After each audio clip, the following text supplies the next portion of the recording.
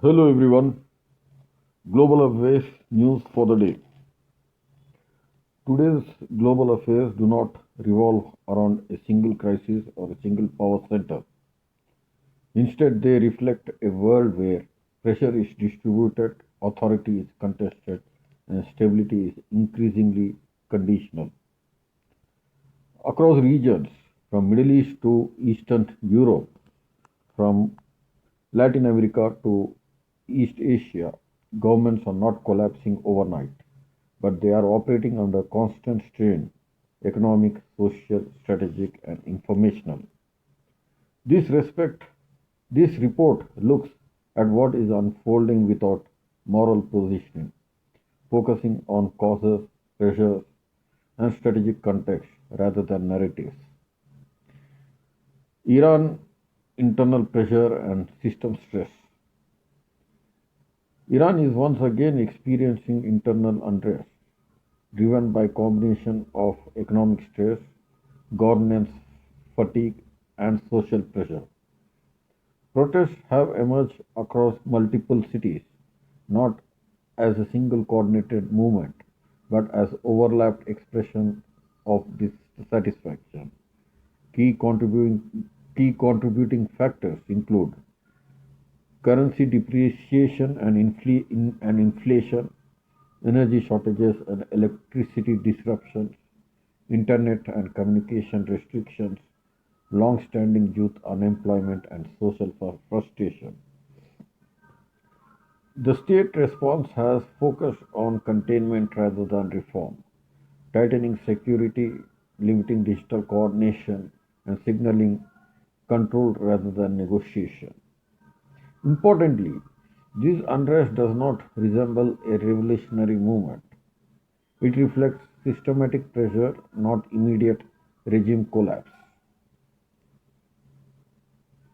Iran's leadership is prioritizing state continuity, viewing unrest as a recurring internal stress cycle rather than an existential threat. Middle East conflict without resolution. In the broader Middle East, conflict continues in a pattern that has become familiar. Military action without political closure. In Gaza, ceasefires remain fragile, with intermittent violations underscoring the absence of a durable political settlement. Humanitarian access remains constrained, and aid delivery is increasingly shaped by security calculations rather than civilian need. The region illustrates a larger global trend. Wars now function as management problems, not victory campaigns. States aim to prevent escalation, signal deterrence, main, maintain internal legitimacy, but rarely pursue decisive conclusions. Stability in this context means avoiding collapse, not achieving peace. Ukraine war, strategic stalemate. The war in Ukraine continues under winter conditions, reinforcing a long term reality. Neither side is positioned for decisive breakthrough.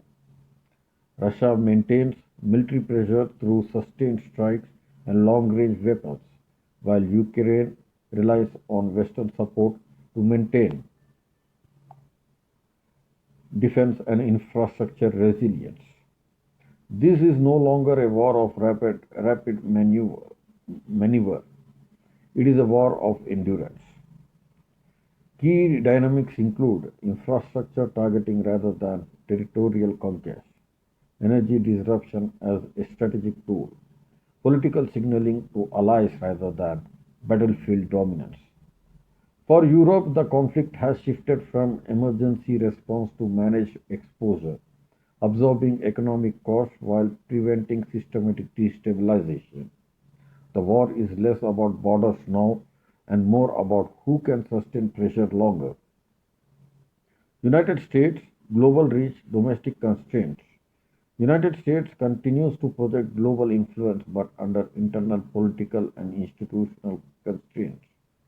Discussions around Greenland, Venezuela, and broader hemispheric strategy highlight a familiar pattern. Strategic ambition exists. Implementation faces resistance. Institutions moderate executive impulses.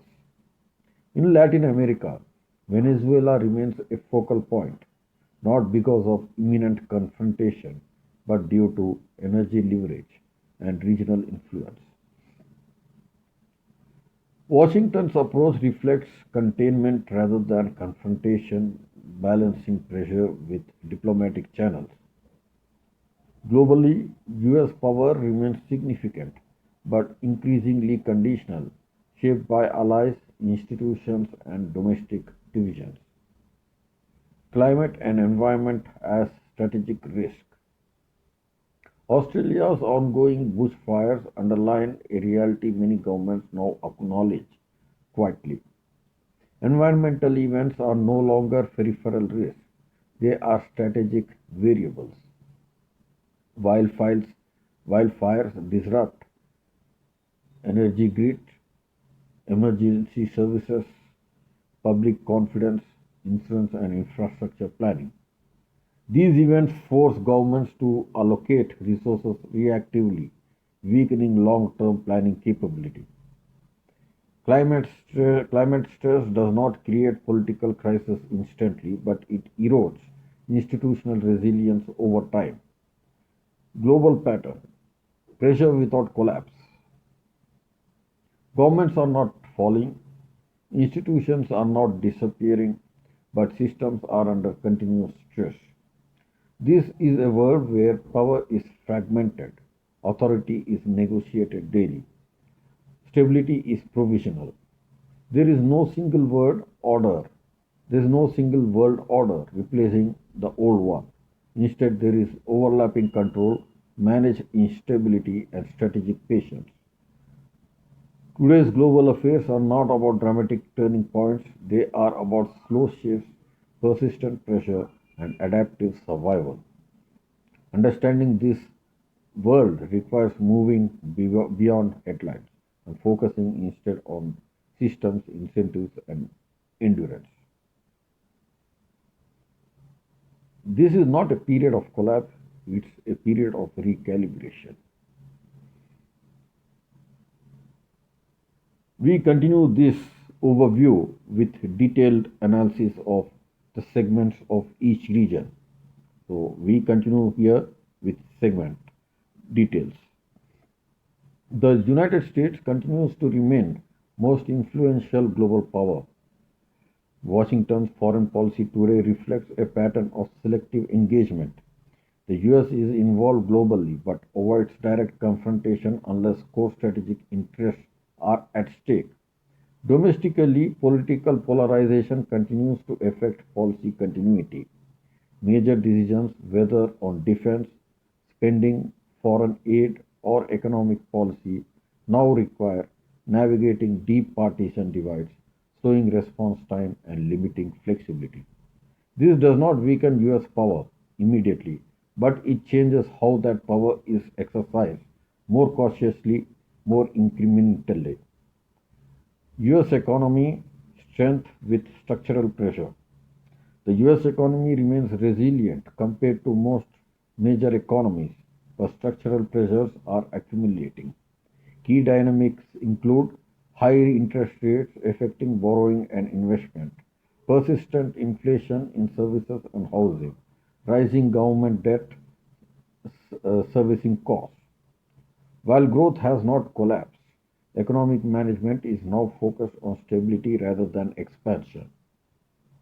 The priority is avoiding shocks, not pursuing aggressive reforms. This reinforces a broader global trend. Economic governance today is defensive, not visionary. US global posture, leadership without dominance. Internationally, US continues to lead alliances but no longer dominates outcomes alone. In Europe, Washington supports Ukraine but avoids escalation with Russia.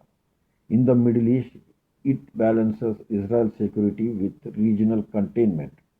In Asia, it strengthens partnership while avoiding direct confrontation with China. This reflects a strategic shift from commanding the system to managing influence within it. The US now operates more as a coordinator than an enforcer.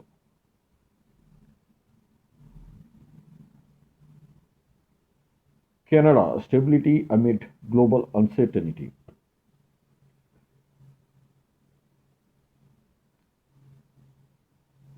Canada remains one of the most politically stable countries in North America, but it is not insulated from global pressures.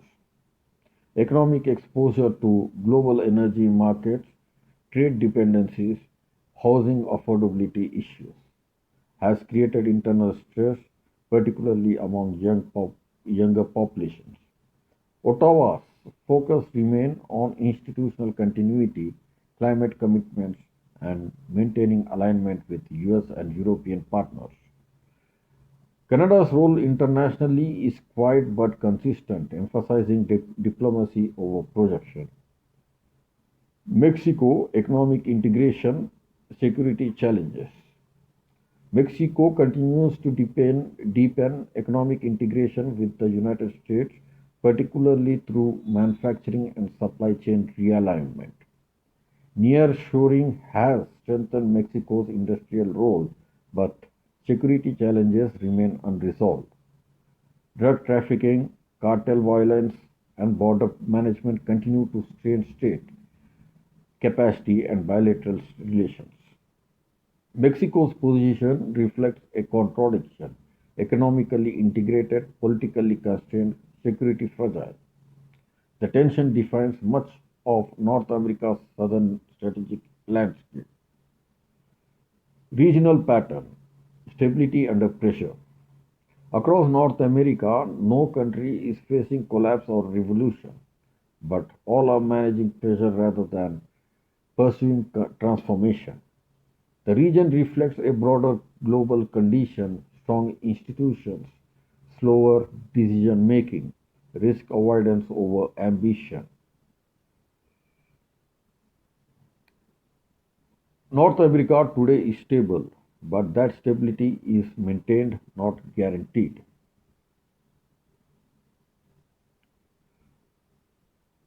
South America today is not in crisis, but it is also not in transformation.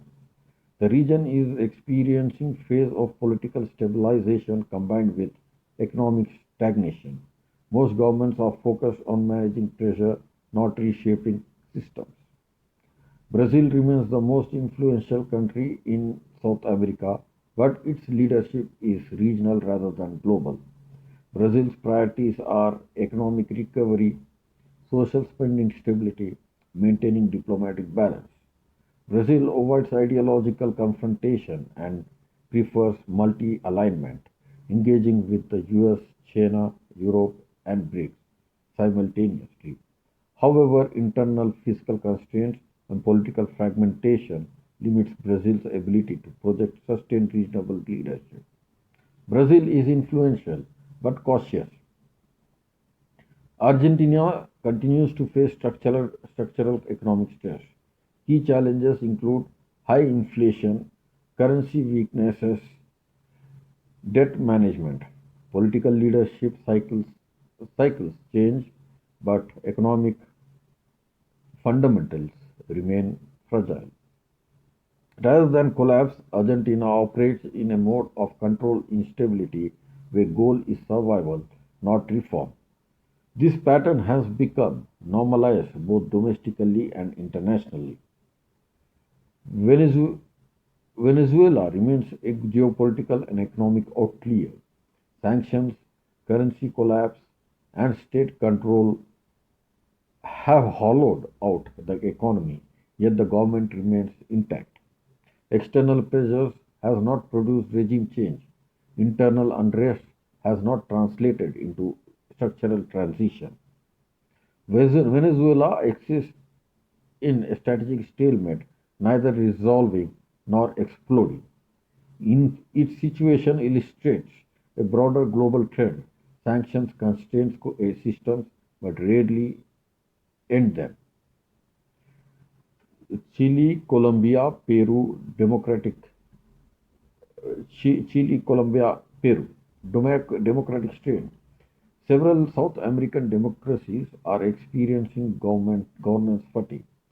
Chile struggles with constitutional uncertainty. Peru faces leadership turnover and institutional distrust. Colombia balances international security with political reform pressures.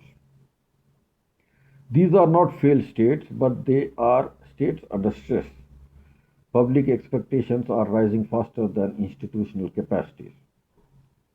South America is no longer dominated by one external power. China is the primary trade partner for many countries. The US remains influential but less directive. Europe engages selectively. Russia has limited but symbolic pressure. The region is open, not aligned. This reduces external control but increases internal complexity. South America today reflects a global reality. Politics without vision, economies without momentum, societies without rupture. The region is stable but structurally constrained. Change is possible but not imminent. Europe today is institutionally stable but strategically uncertain. The continent is facing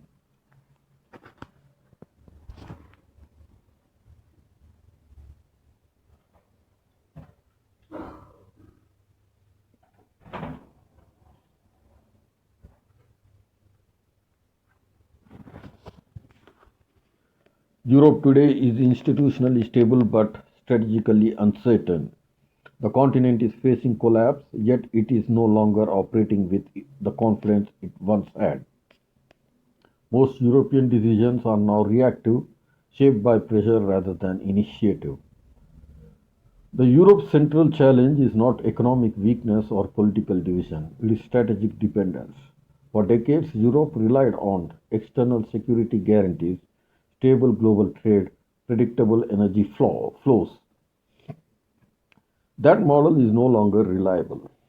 As global power fragments, Europe finds itself between forces rather than leading them. Europe's security posture remains closely tied to NATO.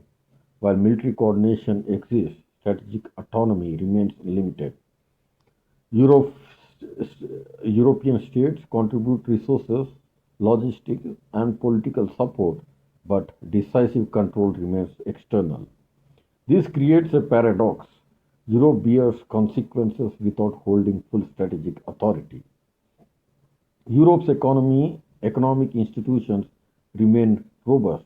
However, growth is slow, uneven, vulnerable to shocks. High regulation ensures stability but limits adaptability. Europe is excellent at preserving systems but less effective in reinventing them. Energy has become a long term strategic concern. Europe is transitioning away from dependency models that once powered its economy. This shift is necessary but costly.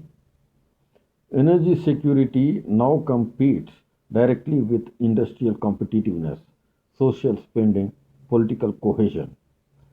The result is adjustment. The result is managed adjustment, not rapid transformation. European politics increasingly operates through coalition logic. Consensus still exists, but it is thinner. Public trust remains intact, yet polarization is rising. Institutional patience is shrinking. Decision making is slower. Europe remains democratic but less decisive. The role of European Union. The European Union continues to function as a stabilizing framework. It absorbs shock, coordinates responses, and prevents fragmentation. However, it is better at risk management than strategic direction. The European Union holds Europe together but does not fully propel it forward. Europe is no longer the center of global decision making, but it remains a critical stabilizing force. It influences Its influences come from norms, institutions, economic scale, not from the power projection. This makes Europe respected but constrained. Europe's current phase. Europe today is stable but cautious, unified but hesitant, influential but reactive. It is adjusting to a world where rules no longer guarantee outcomes. Europe is not declining, but is no longer setting the pace. Its future depends on whether it can move from preservation to strategic initiative. Africa today is under multiple simultaneous pressures, yet it is not collapsing.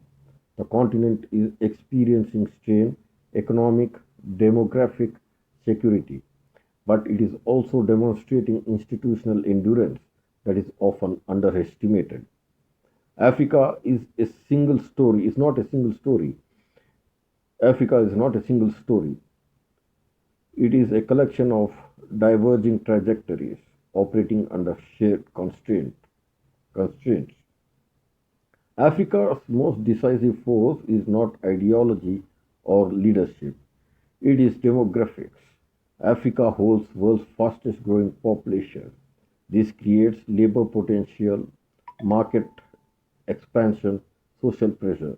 If economies absorb this population, Africa accelerates.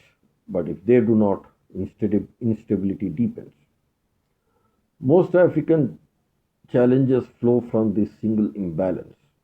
African states generally retain former legitimacy.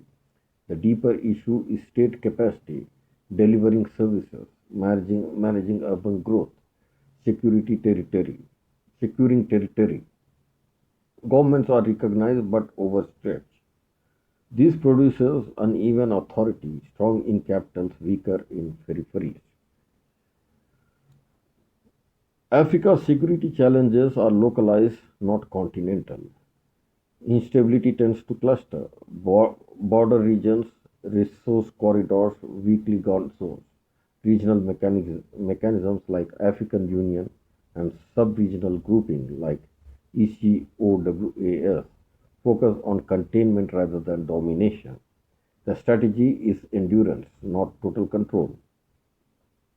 Africa's economies operate on two levels: formal sector, regulated constraint; informal sectors, flexible, resilient.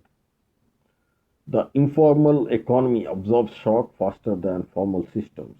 This creates survival capacity but limits long term scaling. Africa adapts quietly but struggles to compound growth. Africa is not aligned to a single global power. Instead, it engages selectively. External actors seek resources, markets, influence. Africa responds pragmatically, not ideologically. This prevents domination but increases complexity. African societies, young, digitally connected, less tolerant of stagnation. Public pressure is rising, but not always revolutionary. Change emerges through migration, informal enterprise, gradual political shifts. Africa is not peripheral, it is central to future labor markets, energy transitions, global consumption growth.